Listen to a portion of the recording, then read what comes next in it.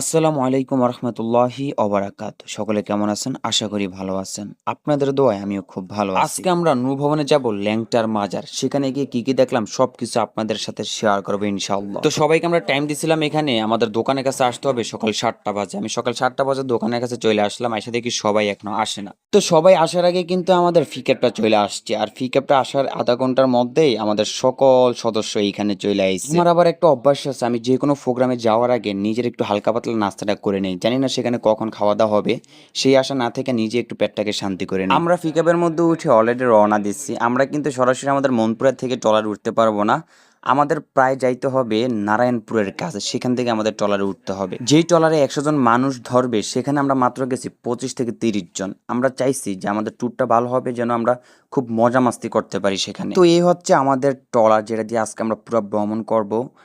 Monpura to Mohanpur, Mohanpur to Beltu. আমরা সকালে হালকা যে নাস্তাটা সেটা করছি মুড়ি বানানি দিয়া, তারপরে আমরা নিজেরাই সবকিছু প্রসেসিং করছি, মুরগি কাটছি, মুরগি ছুলছি। এক কথায় আমরা সারাদিনের রান্নাগুলো নিজেরাই করছি। আমরা সহযোগিতা করছি আমাদের শ্রদ্ধেয় নুমান ভাই, উনি সবকিছু রান্না করছে। ট্রলার ছাড়ার আধা ঘন্টা কিংবা 1 ঘন্টা পরেই আমরা সকালের নাস্তাটা বিরিয়ানি দিয়ে করে নিলাম, আর বিরিয়ানিটা সুস্বাদু হয়েছে নুমান ভাইয়ের হাতের রান্না। সকালে নাস্তাটা শেষ করার পর আমরা একটা জায়গার মধ্যে আমাদের ট্রলারটা ভিড়াইয়া তারপর সেখানে ফুটবল খেলতে লাইমা গেছি। আসলে আমরা যতখানে যাই না কেন আমাদের ফুটবল খেলা লাগবেই লাগবে। ফুটবল খেলা শেষ করে সেখানে আমরা গোসল করছি, গোসল করে আমরা রওনা দিচ্ছি ল্যাংটার মাজার বেলতলিতে। আসলে আমরা তার ভক্ত না, শুধুমাত্র দেখতে গেছি সেখানে। আমরা চলে আসছি ল্যাংটার মাজার। আমাদের ট্রলারটা যেখানে রাখছে সেখান থেকে 5 থেকে 10 মিনিট হাইটে গেলে ওনার মাজারটা দেখা যায়।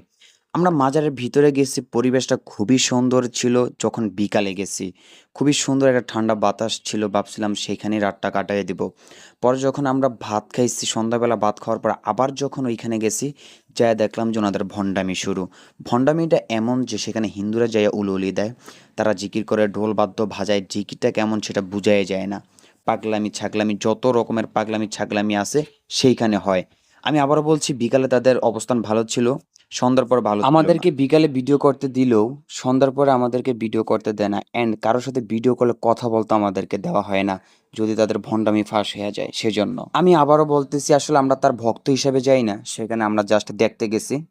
আমি আপনাদেরকে সাজেস্ট করবো সেখানে না যাওয়ার জন্য। তারপর যদি আপনাদের মনে চায় যাইতে, একবার যাবেন। আশা করি একবার যাওয়ার পর আপনারা সেখানে যাইতে চাইবেন না কখনো। রাত 10টার দিকে আমরা ওইখান থেকে বের হয়ে গেছি। বের হয়ে আমাদের ট্রলারে চলে আসছি। আমরা সাথে সাথে চলে আসতে চাইছিলাম, কিন্তু আমাদের যে মাঝি ছিল, মাঝি বলে এখন যাওয়া যাবে না, রাত্রিবেলা রিস্ক। সেজন্য আমরা সকালবেলায় রওনা দিছি। তারপর আলহামদুলিল্লাহ আমরা খুব সুস্থভাবে বাসায় ফিরছি। তো সকলে ভালো থাকবেন, আমার জন্য দোয়া করবেন। আগের মতো একটাই কথা, যদি ভিডিওটা ভালো লাগে